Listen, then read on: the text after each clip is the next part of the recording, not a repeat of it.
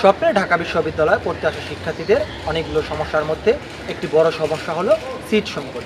সেই সিট সংকট সমস্যা নিরসনের জন্য নবনির্বাচিত ভিপি সাদিক হোসেন আজ হাজী মোহাম্মদ মহসিন হলের শিক্ষার্থীদের মাঝে 100 সিট বিতরণ করেছে।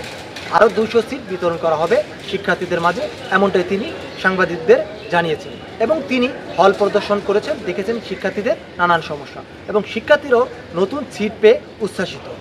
মহসিন হলের শিক্ষার্থীদের জন্য নতুন করে বরাদ্দ হয়েছে মোট 300 সিট।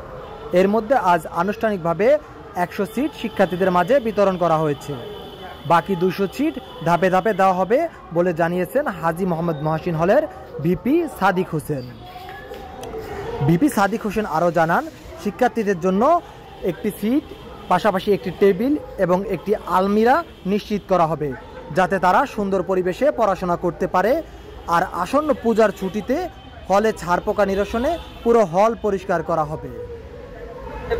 আমাদের শিক্ষার্থীদের যারা খাট বা বেড ছিল না, তো সেই বেড আমরা নিশ্চিত করছি। আমরা প্রাথমিকভাবে আমাদের 300 বেডের সংকট রয়েছে, আমাদের 300 বেড আসবে ইতিমধ্যে আমরা 100 বেড আমরা পেয়েছি। তো এই 100 বেড আজকে বিতরণ চলছে, এবং পরবর্তীতে আরও 200 বেড আসলে মহসিন হলের যে শিক্ষার্থীদের আবাসনের যে সংকট, অর্থাৎ তারা বেডে রাতে ঘুমাতে পারে না, ফ্লোরিং করে থাকতে হয়, সেটি দূরীভূত হবে, সেটি দূর হবে, বা আমরা সবাই খাটে ঘুমাতে পারবে রাতে, এটি নিশ্চিত করতে পারবো আমরা। আপনারা দেখেন যে প্রত্যেকটা রুমে কিভাবে শিক্ষার্থীরা নিদারুণ কষ্ট করে যাপন করছে। প্রত্যেকটা রুমে এইভাবে কাপড় তারা টানিয়ে রাখতে হচ্ছে আলমিরার অভাবে। অর্থাৎ একই সাথে তাদের এই রুমে কোনো দেখেন যে কোনো টেবিল কিন্তু নাই পড়ার জন্য আর কি। অর্থাৎ ঢাকা বিশ্ববিদ্যালয়ে যে স্বপ্ন নিয়ে শিক্ষার্থীরা আসে, সেই স্বপ্ন কিন্তু এখানে এসেই আশাহত হয়ে পড়েন।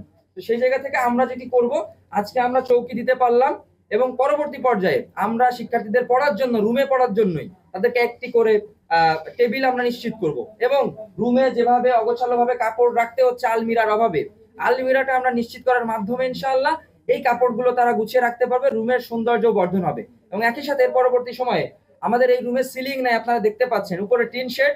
সো সিলিং এর জায়গা থেকে আমরা একটা বাজেট পাস হয়েছে, সিলিং হবে। সিলিং হওয়ার মাধ্যমে আমাদের শিক্ষার্থীদের যে হিট এবং শীতের যে কষ্ট পেত, সেই কষ্ট দূরীভূত হবে বলে আমরা বিশ্বাস রাখছি। হল সংসদে যারা নির্বাচিত হয়েছে তারা তাদের পৃষ্ঠপোষকতায় আজকে যে আমরা নতুন খাট পাচ্ছি, এটা আসলে শিক্ষার্থীদের মনে এক ধরনের আশ্বাস সঞ্চার করবে আমি মনে করি আর কি। এটা আমাদের আসলেই একটা ভালো লাগার জায়গা, কারণ আসলে একটা খাট এবং একটা টেবিল এবং একটা আলমিরা আমাদের জন্য আসলেই একটা বেসিক নিড, এবং এটা আমাদের অবশ্যই প্রয়োজনীয় একটা জিনিস।